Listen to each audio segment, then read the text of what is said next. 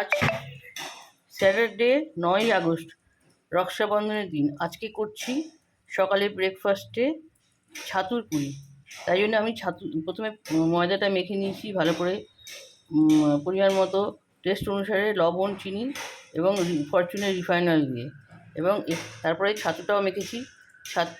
ছাতুর মধ্যে লবণ দিয়েছি, চিনি দিয়েছি, আর ভাজা মশলা দিয়েছি, আর দিয়েছি যে আমচুর দিয়ে ভালো করে জল দিয়ে মেখে রেখেছি। তারপর এখানে এই ময়দা গোল গোল করে কেটে ওর মধ্যে ছাতুর পুরটাকে ভরেছি। আর এই যে দেখেন, এখানে এইভাবে পুরিটা বেলে নিচ্ছি। আর এই যে কড়াইয়ের মধ্যে এই ছাতুর পুরিকে কড়াইয়ের মধ্যে ভাজছি। আর তার সাথে আছে চানা ডাল।